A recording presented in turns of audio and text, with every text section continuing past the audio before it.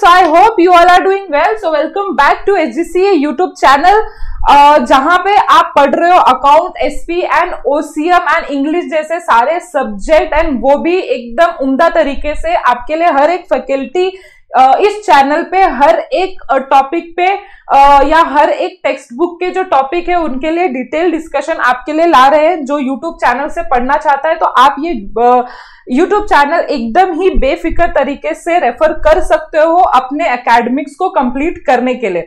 सो आते हैं अब हम कहां पे थे अपने पिछले लेक्चर में। मैंने स्टार्ट किया था 11th स्टैंडर्ड का chapter number 4, that is forms of business organisation part 1, जहां पे मैंने आपको लेक्चर नंबर 1 पे सोल प्रोप्राइटरशिप का इंट्रोडक्शन एंड इस चैप्टर का इंट्रोडक्शन बता दिया था। एंड देन हमने लेक्चर नंबर 2 में फीचर्स, मेरिट्स एंड डीमेरिट्स देखे थे ऑफ सोल प्रोप्राइटरशिप।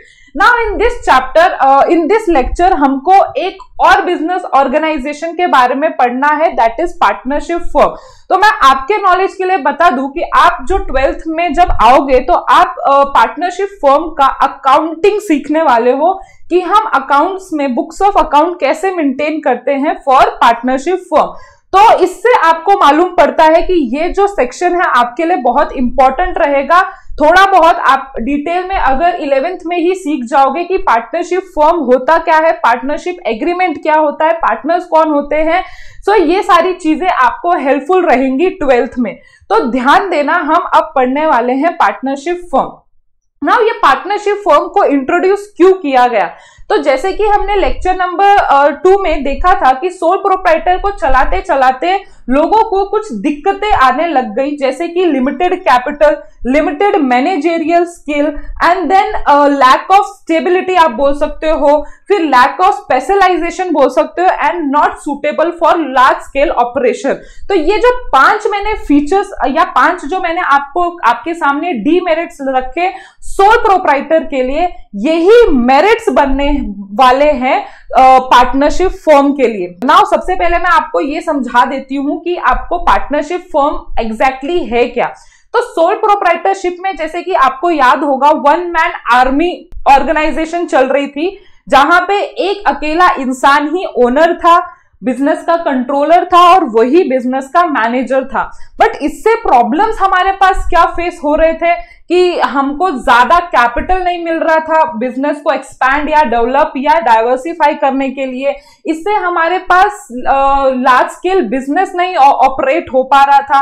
देन दूसरा, हमारे पास लैक ऑफ मैनेजेरियल स्किल थे। एक ही इंसान था, कहां कहां पे मैनेज करेगा, कहां कहां पे अपना स्किल बढ़ाएगा, तो वो प्रॉब्लम आ रहा था। देन हमारे पास प्रॉब्लम आया लैक ऑफ स्पेशलाइजेशन का, कि एक अकेला इंसान जो स्पेशलिस्ट नहीं बन सकता था, हर जगह उसको ध्यान देना पड़ रहा था, जिसके वजह से उसका जो फोकस है वो नहीं हो पा रहा था। तो ये सब दिक्कतों के वजह से एक्चुअली इंट्रोड्यूस किया गया हमारे सामने पार्टनरशिप फर्म। अभी पार्टनरशिप फर्म में ऐसा क्या है जिसकी वजह से ये डीमेरिट्स मेरिट्स में कन्वर्ट हो गए? तो देखो क्या होता है पार्टनरशिप फर्म में, आप अपने साथ और भी बहुत ज्यादा लोगों के साथ काम कर सकते हो। मतलब आप ओनर तो हो ही, साथ में उनको ओनर बनाते हो, साथ में उनको मैनेजर बनाते हो और वो भी आपके साथ ही बिजनेस को कंट्रोल करते हैं। तो इससे क्या होता है, जो आपका कैपिटल लैक हो रहा था, लैक ऑफ कैपिटल आपको डिसएडवांटेज था। इधर आपके पास जितना चाहे उतना कैपिटल आ सकता था, जितने चाहे पार्टनर्स को आप लाओगे वो कैपिटल के साथ अंदर आएंगे। उनके पास अपने अपने मैनेजरियल स्किल्स रहेंगे, उनके पास अपने अपने स्पेशलाइजेशंस रहेंगे। तो ये सारी चीजें एक मेरिट में धीरे धीरे कन्वर्ट होते हुए दिख रही थी। तो लोग जो है सोल प्रोप्राइटर से ज्यादा अपने आप को पार्टनरशिप में एंटर करना चाहते थे, क्योंकि इधर आप लोगों के साथ, बहुत सारे लोगों के साथ आप प्रॉफिट बना सकते हो, प्रॉफिट शेयर कर सकते हो। तो इधर लैक ऑफ स्टेबिलिटी, याद है सोल प्रोप्राइटरशिप में लैक ऑफ स्टेबिलिटी का भी बहुत खतरा था कि अगर आप अचानक से आपका डेथ हो गया, इंसॉल्वेंसी हो गया या इनसेन हो गए आप, तो बिजनेस को बंद करना पड़ रहा था। But in case of partnership form ऐसा तो कुछ भी नहीं होगा। आपके डेथ के बाद आपके जो लीगल एयर है उनको पैसा देने वाले आपके पार्टनरशिप, आपके जो अदर पार्टनर है वो अवेलेबल रहेंगे और आपके बिजनेस को बंद नहीं करना पड़ेगा, आपका बिजनेस कंटिन्यू रहेगा। तो ये जो लैक ऑफ स्टेबिलिटी है वो भी इस पार्टनरशिप फॉर्म में नहीं थी। इसके लिए इसका जो इंट्रोडक्शन हुआ ये बहुत ज्यादा अच्छी तरीके से स्टैब्लिश हुआ और बहुत ज्यादा लोग इसको प्रेफर कर रहे थे। तो ये सब एडवांटेजेस के वजह से हम पार्टनरशिप फॉर्म आज पढ़ेंगे कि क्या एग्जैक्टली है पार्टनरशिप फॉर्म। ना आपकी इंफॉर्मेशन के लिए मैं आपको नॉलेज दे दूं कि कितने पार्टनर्स, बहुत बच्चों के दिमाग में ये क्वेश्चन आ रहा होगा कि मैम जब हम पार्टनरशिप फॉर्म ओपन करेंगे तो मैक्सिमम हम कितने पार्टनर्स को अपने बिजनेस में ला सकते हैं। तो आपकी इंफॉर्मेशन के लिए बता दूं कि पहले ये मैक्सिमम 20 हुआ करता था, लेटर ऑन 50 हुआ, and now as per new amendment in companies act, हाँ इसका जो अमेंडमेंट है वो कंपनीज एक्ट में दिया हुआ है। So as per new amendment in companies act, total number of, maximum number of partnership partner you can have in a partnership firm is 100। मतलब आप 100 लोगों के साथ, आप 100 पार्टनर के साथ अपना बिजनेस कर सकते हो। मतलब कि कितना, पहले सिर्फ 20 लोगों के साथ हम पार्टनरशिप फॉर्म कर सकते थे जो भी लिमिटेड था, ज्यादा हम एक्सपैंड नहीं कर सकते थे। Now you can have with you 100 partners and आप अपने बिजनेस को कितना भी फैला सकते हो। तो एक बहुत बड़ा चेंज है, बहुत बड़े स्टेज पे। सो पार्टनरशिप फॉर्म हम अभी पढ़ेंगे। सो नाउ देखो क्या बोल रहा है वो, partnership is an important component of private sector organisation. मैंने जैसे आपको बोला कि बहुत ज्यादा लोग इसे प्रेफर कर रहे हैं इन प्राइवेट सेक्टर अपने आप अपना बिजनेस स्टैब्लिश करने के लिए। सो पार्टनरशिप फॉर्म और business organisation involve because of limitation on capital raising capacity and managerial inability of proprietary concern। तो प्रोप्राइटरी कंसर्न में हमने यही लिमिटेशन देखा था, बहुत बड़ा लिमिटेशन था जो कि पार्टनरशिप फॉर्म में ये सारी नहीं होती हैं। Now need of adding more individual in business arises due to expansion of existing proprietary concern at a next level. तो जब आप लार्ज स्केल ऑपरेशन करना चाहते हो तो सोल प्रोप्राइटर से बेटर आपके लिए क्या रहता है, partnership form. So addition and admission of new individual into existing business give birth to the partnership firm। So जब आप एक sole proprietor में ये सब नहीं कर पाते हो तो आपके लिए एक next level business organization क्या रहता है, partnership firm, जहां पे आप जितना चाहो अपने business को expand कर सकते हो at a next level। Now अब हम मीनिंग समझेंगे कि मीनिंग क्या है, पार्टनरशिप क्या है exactly. So a business organisation owned and manage by more than one person where all partners share profit and losses of the business as well as liability is known as partnership firm। तो ये meaning में बहुत सारे features दिए हुए हैं। देखो सबसे पहले उन्होंने क्या बोला है कि पार्टनरशिप फर्म क्या है, जहां पे जो आपका बिजनेस है वो एक लोगों से मैनेज या ओन्ड नहीं होता है या ओन नहीं करता, एक पर्सन सिर्फ ओन नहीं करता है। आपके जैसे बहुत सारे लोग जब एक दूसरे के साथ हाथ मिलाते हैं फॉर डूइंग अ बिजनेस, और बिजनेस के बाद आती है प्रॉफिट, तो वो बिजनेस का जो प्रॉफिट होता है एक अकेले इंसान के पास नहीं जाता है, वो प्रॉफिट सारे लोगों के बीच में इक्वली शेयर होता है या as per profit sharing ratio वो शेयर किया जाता है। अभी थोड़ी देर के बाद मैं प्रॉफिट शेयरिंग रेशो बोलूंगी। इक्वली मतलब जैसे कि 10,000 का प्रॉफिट हुआ तो जैसे कि 2 पार्टनर है, ठीक है, मिनिमम 2 पार्टनर्स आर अलाउड, क्योंकि उन्होंने क्या बोला है, मोर देन 1, तो मोर देन 1 2 हो सकते हैं, मैक्सिमम 100 हो सकते हैं। तो फिर for example 2 partner partnership form में आए तो प्रॉफिट हुआ 10,000, तो आप इक्वली भी डिवाइड कर सकते हो या as per profit sharing ratio भी डिवाइड कर सकते हो। प्रॉफिट शेयरिंग रेशो की मतलब कि आपने जितना अपने बीच में एज पर रिटर्न एग्रीमेंट, उस रिटर्न एग्रीमेंट को हम क्या बोलते हैं, पार्टनरशिप डीड या पार्टनरशिप एग्रीमेंट। तो आपने जितना भी अपने बीच में एज ओरली या मतलब आपने डिसाइड किया है कि आप कितना प्रॉफिट लेना चाहोगे या कितना एक रेशो डिसाइड करना चाहोगे, it can be 1:1, that is equally, it can be 2:1, it can be 3:2. मतलब वो रेशो वो आपके एग्रीमेंट पे डिसाइड होता है, आपने जो टर्म्स एंड कंडीशन डिसाइड किया है उस पे बेस होता है। तो इसीलिए you can share profit of the business, but उसके साथ आपको उस बिजनेसेस की लाइबिलिटी भी बेयर करनी पड़ती है।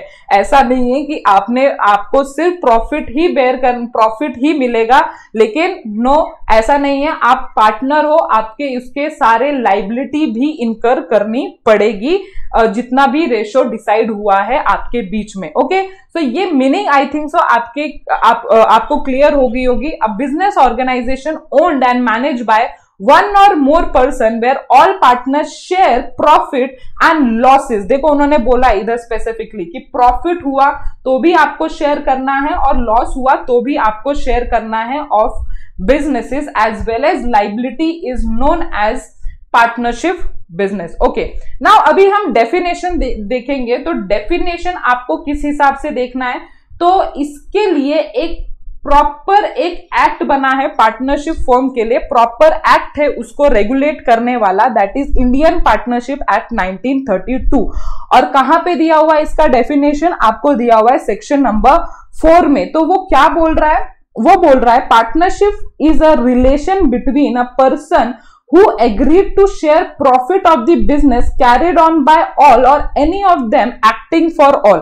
अभी ये समझने के लिए थोड़ा सा दिमाग लगाना, ठीक है। उन्होंने क्या बोला है, पार्टनरशिप है क्या, तो पार्टनर एक रिलेशनशिप है, ठीक है, लोगों के बीच में, पर्संस के बीच में ऐसा रिलेशनशिप है जिन्होंने डिसाइड किया है कि वो बिजनेस का प्रॉफिट डिवाइड करेंगे। मतलब ही इसका मतलब है कि आप ऐसा पार्टनरशिप फॉर्म नहीं ओपन कर सकते जहां पे आप ऐसा कंडीशन रख रहे हो कि प्रॉफिट सिर्फ मुझे मिलेगा, बाकी सब पार्टनर्स को नहीं मिलेगा। इधर one of the important feature है कि आपको अपने पार्टनर्स के बीच में प्रॉफिट डिवाइड करना ही पड़ेगा। आप ऐसा नहीं बोल सकते कि आपको प्रॉफिट नहीं मिलेगा, चाहे वो 1 मतलब रेशो 2:1 ही क्यों ना हो, बट प्रॉफिट तो डिवाइड करना पड़ेगा, क्योंकि उन्होंने ये बोला हुआ है share profit of the business. Now दूसरा इंपॉर्टेंट चीज, ऑल और any of them acting for all, इसको ध्यान देना और इसको ध्यान से पढ़ना। उन्होंने बोला है कि बिजनेस जो है जरूरी नहीं है कि हर कोई चलाए, ठीक है, जितने भी पार्टनर है, क्योंकि कभी कभी हो जाता है क्योस, मतलब ज्यादा लोग जितना रहते हैं, ज्यादा दिमाग जितना लगता है बिजनेस में, उतना ही कंफ्यूजन हो जाता है। देखो, प्रॉफिट तो आपको हर किसी के बीच में शेयर करना है, उसके लिए कोई डाउट नहीं है, बट ऐसा डिसाइड हो सकता है आपके बीच में कि वो बिजनेस चलाएगा कौन, कि 10 में से सिर्फ 2 ही पार्टनर बिजनेस चलाने वाले हैं या 10 के 10 बिजनेस चलाने वाले हैं। ये सब आपके डिसीजन पे निर्भर है। हमने तो बोला है कि आप चलाओ, या तो सब चलाएंगे, ऑल चलाएंगे, या कोई 1 या कोई 2 या कोई 5 on the behalf of others वो बिजनेस चलाएंगे। मतलब डिसाइड हो सकता है, और उसके अकॉर्डिंगली आप क्या कर सकते हो, अपना प्रॉफिट शेयरिंग रेशो डिसाइड कर सकते हो। क्यों ऐसा बोल रही हूं, अभी भाई जो बिजनेस चला रहा है उसका टाइम ज्यादा जा रहा है, ठीक है, वो पूरा डेडिकेटेड दिन रात काम कर रहा है, तो उसको ज्यादा प्रॉफिट शेयरिंग मिलना चाहिए, और जो नहीं चला रहा है ऑफ कोर्स उसको कम प्रॉफिट मिलेगा। तो उसके अकॉर्डिंगली ये सारी चीजें हैं जो आपके पीएसआर रेशो डिसाइड करने में हेल्प करेंगे। देखो, ये पीएसआर रेशो जो है वो मैंने आपके नॉलेज के लिए इधर बताया है, हालांकि आपके इधर इस सेक्शन में, इस टॉपिक में आपको प्रॉफिट शेयरिंग रेशो का जिक्र भी नहीं हुआ होगा, सिर्फ sharing of profit is only important, उन्होंने इतना बोला हुआ है। ओके, नाउ ये डेफिनेशन सेम है, सिर्फ पढ़ लेंगे हम। is a relation existing between a person competent to make contract। उन्होंने बोला है जो कॉन्ट्रैक्ट बनाने के लायक है, ठीक है, मतलब कि जो पर्सन इनसेन नहीं है, इंसॉल्वेंट नहीं है, ये सब इन सब पर्सन्स को छोड़ के जो पर्सन कॉन्ट्रैक्ट बना सकते हैं वही पार्टनर बन सकते हैं। who have agreed to carry on a lawful business। Now एक और चीज, पार्टनरशिप फर्म का जो बिजनेस होना चाहिए हर वक्त लॉफुल होना चाहिए। मतलब ही कहने का मतलब आप ऐसा बिजनेस नहीं कैरी कर सकते जो अनलॉफुल है। जैसे कि आपने कुछ बिजनेस रखा जो जैसे गुजरात में आज के तारीख में यू कांट सेल अल्कोहल, ठीक है। सो उधर आपने पार्टनरशिप फर्म बनाया जहां पे आप अल्कोहल बेचने खरीदने का काम कर रहे हो, तो इट इज इलीगल। तो सो बिजनेस जो होना चाहिए वो लॉफुल ही होना चाहिए, वरना पार्टनरशिप फॉर्म आप नहीं बना सकते हो। So common with the view और टू प्राइवेट गेन, ठीक है, मतलब कि प्रॉफिट की बात कर रहे हैं। ओके, इधर तक आपको समझ में आ गया होगा, अभी तक कोई प्रॉब्लम नहीं होगा, आई थिंक सो। नाउ अभी आपको नेक्स्ट टॉपिक में आपको कुछ टर्म्स दिए हुए हैं। टर्म्स क्या है, just a second. Okay, terms क्या है, तो सबसे पहले पार्टनर। तो पार्टनर कौन होता है, सो जो एंटर करता है पार्टनरशिप एग्रीमेंट में विद वन अनदर, उसको हम इंडिविजुअली पार्टनर बोलते हैं। जैसे आप, मैं और कोई हमारे साथ हमारा फ्रेंड वो आ गए, ठीक है, और पार्टनरशिप फॉर्म में एंटर हुए, पार्टनरशिप एग्रीमेंट में एंटर हुए, तो उनको हम इंडिविजुअली क्या बुलाएंगे, उनको हम इंडिविजुअली पार्टनर्स बुलाएंगे। नाउ पार्टनरशिप फॉर्म क्या होता है, तो उन्हीं पार्टनर को जब हम कलेक्टिवली लाते हैं तो उनको हम पार्टनरशिप फर्म बुलाते हैं, ठीक है। कभी कभार आप पार्टनरशिप फर्म का एक इंडिविजुअल नाम भी देते हो। सो जब हम सारे पार्टनर को एक कॉमन नेम से या एक कॉमनली हम जब उनको बुलाते हैं तो उसको हम पार्टनरशिप फर्म बोलते हैं। नाउ उन्होंने नेक्स्ट ही बोला हुआ है पार्टनर फर्म नेम। तो फर्म नेम आप सेलेक्ट करते हो, the name under which partnership business is carried on is called firm name. तो जो पार्टनरशिप फर्म का नाम होता है उसको हम फर्म नेम बोलते हैं। जरूरी नहीं है वो पार्टनरशिप के नाम से ही हो, आप दूसरा नाम भी कोई सेलेक्ट कर सकते हो, इसीलिए उन्होंने अलग से फर्म नेम बोला हुआ है। Now very important, partnership deed और एग्रीमेंट। तो ये क्या होता है, एक रिटन एग्रीमेंट होता है आपके बीच में, आपके पार्टनर्स के बीच में कुछ रिटर्न वे से डिसाइडेड होता है कि हम कैसे पार्टनरशिप प्रॉफिट शेयरिंग रेशियो कैसे डिसाइड मतलब कितना होने वाला है, कौन कितना कैपिटल लेके आएगा। तो कुछ एक रिटन डॉक्यूमेंट बनाना पड़ता है।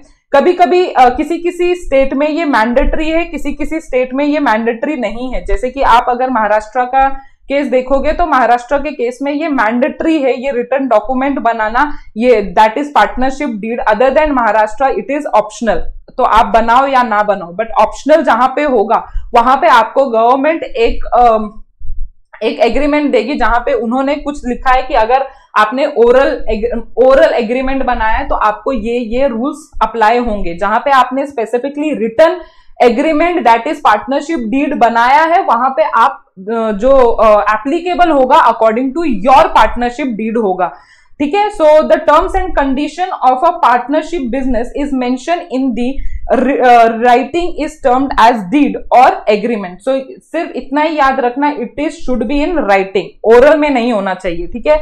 अगर ओरल में भी हो सकता है, बट ओरल में अगर हुआ तो हम उसको पार्टनरशिप डीड बोलेंगे, वजूद में ही नहीं है ना, वो है ही नहीं ना। तो आपको कौन से रूल्स एंड रेगुलेशंस एप्लीकेबल होंगे, जो इंडियन पार्टनरशिप एक्ट में गवर्नमेंट ने स्पेसिफाई किया हुआ है रूल्स एंड रेगुलेशंस की, वो एप्लीकेबल हो जाएंगे। ओके, नाउ अब आ जाते हैं हम पार्टनरशिप डीड के फीचर्स पे। तो सबसे पहला उन्होंने बोला हुआ है कि क्या फीचर है कि एक एग्रीमेंट होता है। तो जैसे कि हमने जब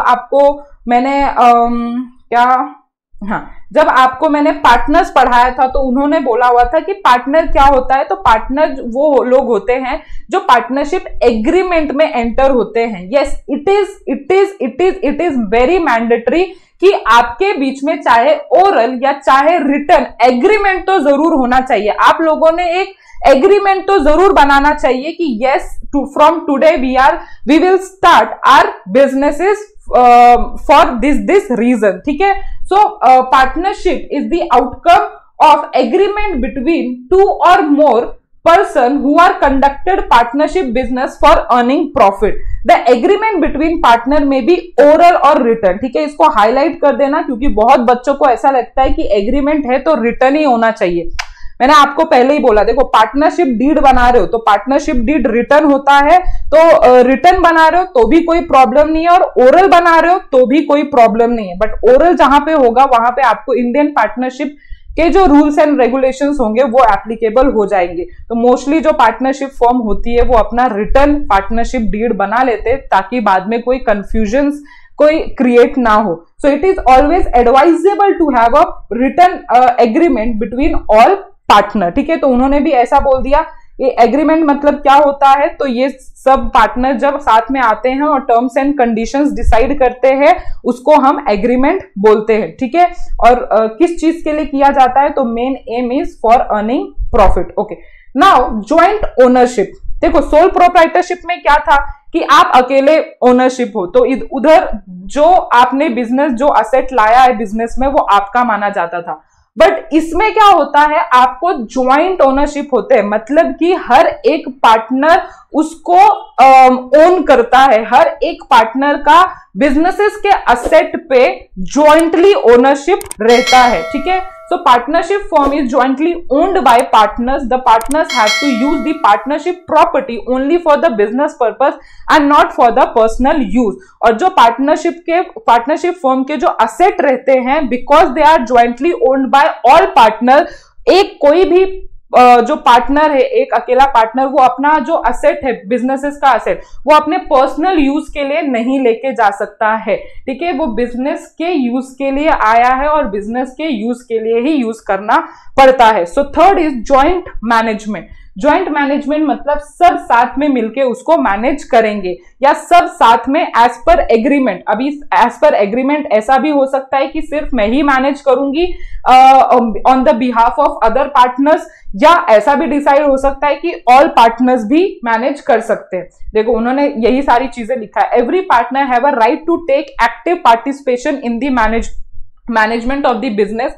However, one or more partner may agree to manage business on behalf of other partner in the firm. ठीक है, now fourth is lawful business. अभी थोड़ी देर पहले बताया कि आपका जो बिजनेस होना चाहिए, जो मोटिव होना चाहिए, जो एक्टिविटीज रहना चाहिए बिजनेस में, आप जिस मोटिव से के लिए चला रहे हो वो मोटिव लॉफुल होना चाहिए, इलीगल नहीं होना चाहिए। ठीक है, जैसे इलीगल में क्या आएगा, sale and purchase of drugs, sale and purchase of arms and ammunition, sale and purchase of hazardous goods without license, sale and purchase of alcohol where it is illegal या where it is banned। ठीक है, तो ये सारी चीजें आपने इस सब चीजें के लिए जो अनलॉफुल है, इलीगल है, इस सब चीजों के लिए, चोरी के लिए, चोरी, मर्डर, किडनैपिंग, ये सब चीज के लिए आप पार्टनरशिप फर्म नहीं बना सकते हो। सो ओनली लॉफुल बिजनेस के लिए होना चाहिए। Every partnership firm must undertake lawful business only.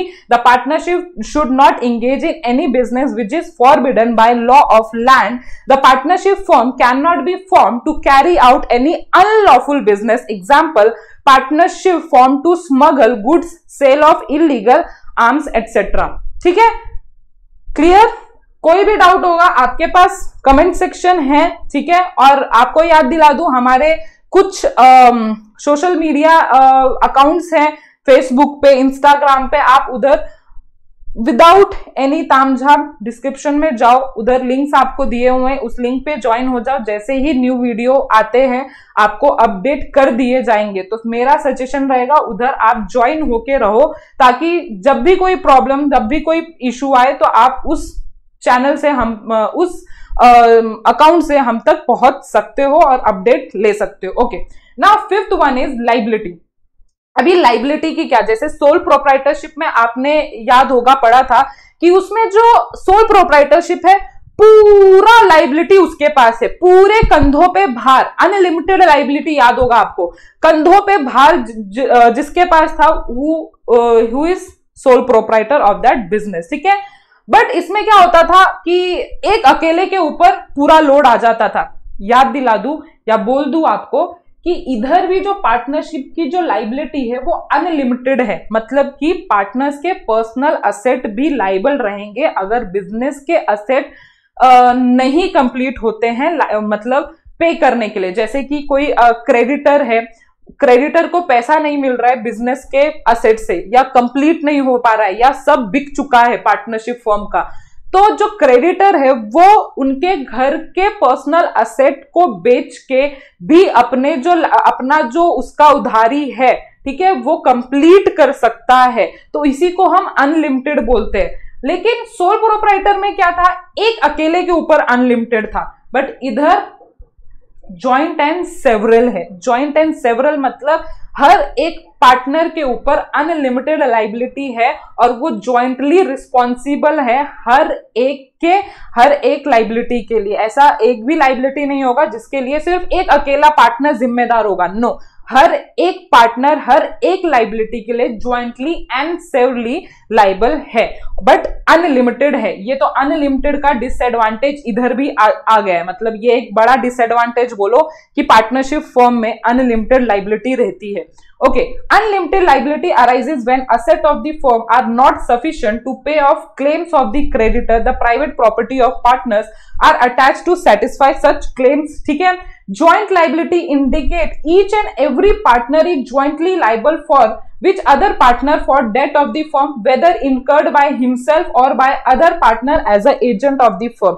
मतलब कि हर एक लाइबिलिटी के लिए हर एक partner jointly and severally liable होगा। नाउ सेवरली लाइबिलिटी मतलब indicate each and every partner is individually and separately liable for the debt of the firm, whether incurred by himself or by other partner as a agent of the firm. देखो, agent of the firm क्यों बार बार बोला हुआ है उन्होंने, तो agent मतलब कि जब भी आप किसी थर्ड पार्टी से डील करते हो तो आप बिजनेस के एजेंट माने जाते हो, पार्टनरशिप फर्म के एजेंट माने जाते हो।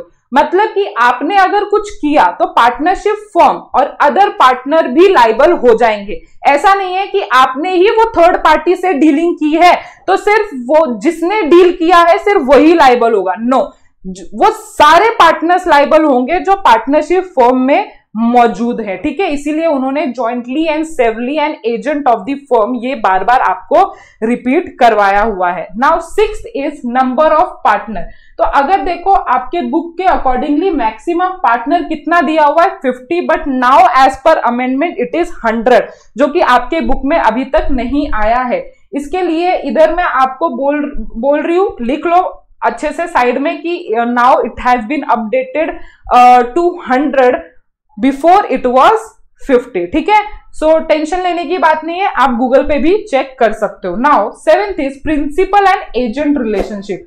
अभी थोड़ी देर पहले मैंने आपको बोला था, याद होगा, कि जो पार्टनर होता है वो क्या होता है, एजेंट भी होता है और प्रिंसिपल भी होता है। अभी अगर ये मैं डिटेल में पढ़ाऊं तो एक काम करते हैं, ये वीडियो जो है वो ज्यादा लंबा ना हो जाए, इसके लिए मैं इधर स्टॉप करूंगी और यही चीज मैं आपको नेक्स्ट वीडियो में कंटिन्यू कर दूंगी, क्योंकि जहां तक मैं देख रही हूं 7th, 8th, 9th और 10th ये चारों फीचर्स मेरे लिए बहुत इंपॉर्टेंट है एंड हेंस आपके लिए इंपॉर्टेंट है, आपके exam point of view important है एंड 12th में जो आप अकाउंटिंग करने वाले हो पार्टनरशिप के ऊपर उसके लिए भी आपके लिए इंपॉर्टेंट होने वाला है। तो मैं इसको जल्दी समझाने से बेटर आई विल ट्राई कि ये नेक्स्ट वीडियो में आपके लिए डिटेल में समझा दूं, क्योंकि तो इधर